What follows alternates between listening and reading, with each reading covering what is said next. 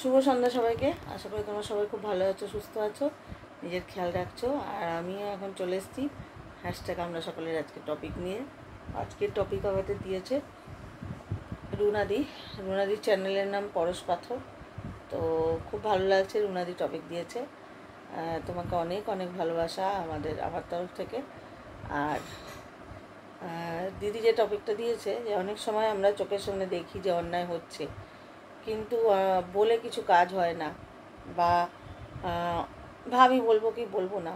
তো সেক্ষেত্রে যদি চুপ থাকি তাহলে কি অন্যায় করছি? তো আমি আমার জীবনে দুরকমভাবে বুঝেছি। একরকম বুঝেছি যে হ্যাঁ, ফোর্স করতে হয়।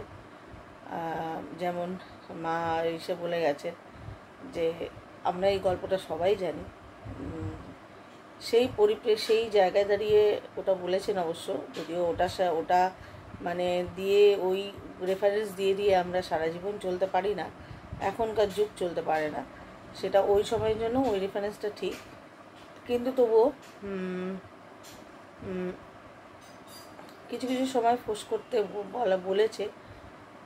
তো অন্যায় সহ্য করে যাবে এরকম নয়।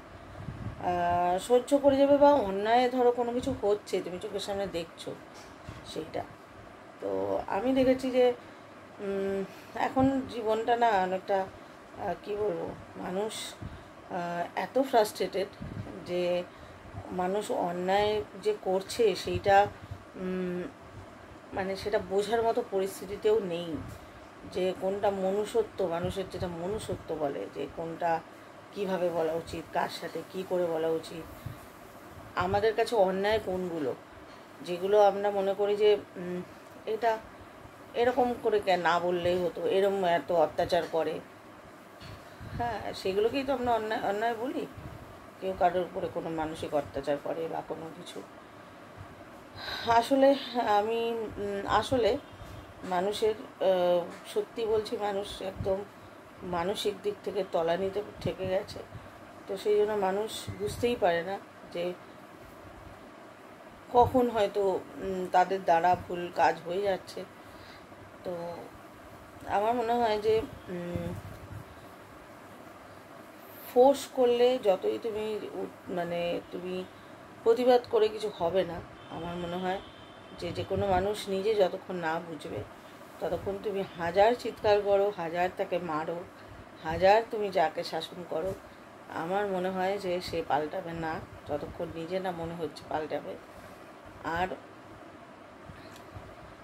তোমার শক্তি তুমি বাড়িয়ে নাও, তুমি চুপ হয়ে চুপ করে থাকাটাই বেস্ট। রুনাদির উত্তরে আমি বলছি, জানি রুনাদি আমার থেকে বড়, রুনাদি আরও ভালোই জানবে এই ব্যাপারটা। তবুও আমি যেটা আমার জীবন দিয়ে বুঝেছি সেটাই তোমাদের সাথে শেয়ার করছি। যে আমি যা দেখেছি সেটা হচ্ছে চুপ করে থাকাই ভালো। কারণ যে অন্যায় করছে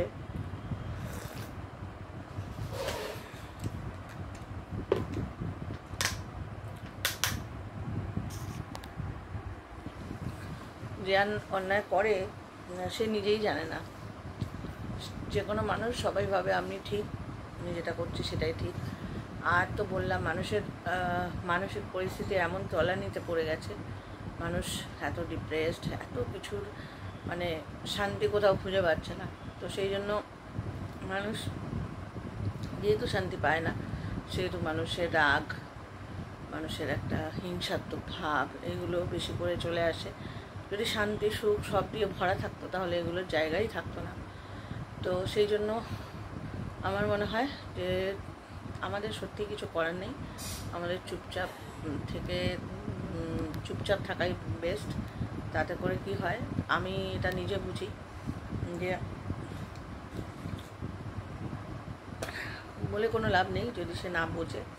চুপ থাকলে বরং তুমি যদি চুপ থেকে তাকে একটা সুন্দর ভাইব্রেশন পাঠাও, একটা পজিটিভ প্রেয়ার পাঠাও, যে সে বুঝবে, তার অন্যায়টা সে বুঝবেই একদিন না একদিন, তাহলে আমার মনে হয় সেটা কাজে দেয়।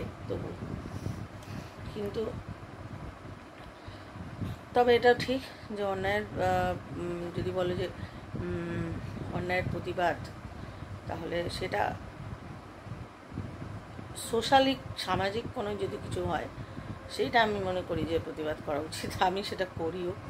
ধরো কোথাও এরকম কিছু দেখছি চোখের সামনে যে একটা মেয়ের উপরে অত্যাচার হচ্ছে বা একটা ছেলের উপরে অত্যাচার হচ্ছে, রাস্তাঘাটে একটা ছেলেকে ধরো কিছু ছেলে মিলে ধরে পিটাচ্ছে, মারছে কোনো কারণ ছাড়াই, তো সেইগুলো তো অবশ্যই প্রতিবাদ করতে হয়, আমি করি। তবে হ্যাঁ, এরকম না যে অন্যায়, যার সাহস আছে বা যার অতটা সাহস আছে সে অবশ্যই, কেননা যদি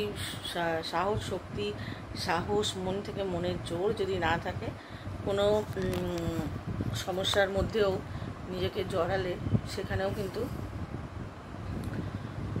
পেরে উঠবে না। মনের জোর যদি না থাকে তাহলে তুমি সেখানেও তুমি কিছু করতে পারবে না। সেই জন্য একটা যেরকম মা দুর্গার রূপকে দেখানো হয়, মা কালীর রূপকে দেখানো হয়, যে মা বলতেই কিন্তু শান্ত সুন্দর, কিন্তু মায়ের যে ভয়ঙ্কর রূপটা দেখানো হয় সেইটা ওই রকম তোমার মানে তোমার সেই মমতা দিয়েই থাকতে হবে, কিন্তু সেই রাগও থাকতে হবে, যে রাগ দিয়ে তুমি সেই সমস্যাটা সমাধান করতে পারো। তবে রুনাদির আমার যেটা মনে হয়, রুনাদিকে বলবো যে যদি এরকম রুনাদির কোনো সময় কিছু মনে হয়েছে যে অন্যায় হচ্ছে, তুমি প্রতিবাদ করছো না, তো তাতে অন্যায় কিছু নেই, কারণ তোমার ভেতর থেকেই সেটা আসবে। তোমাকে যদি ঈশ্বর তোমাকে দিয়ে যদি করাতে চায়, তো তোমাকে ভেতর থেকেই তোমাকে ডাক আসবে যে যাও, বলো, করো। মনের কথাটা সব থেকে শোনাটা আমার দরকার কোনো কিছু সিচুয়েশানে। তো আর তোমার মন যদি বলে যে হ্যাঁ তুমি অন্যায়ের প্রতিবাদ করো, তাহলে সেটা তুমি করো। তো এটাই বললাম, রুনাদি শুনো, আর যদি ভুল ত্রুটি কিছু বলি শুধরে দিও, বড়রা যারা দেখছো বা যে কেউ শুধরে দিতে পারো। চলো, সবাই খুব ভালো থেকো, সুস্থ থেকো, নিজের খেয়াল রেখো।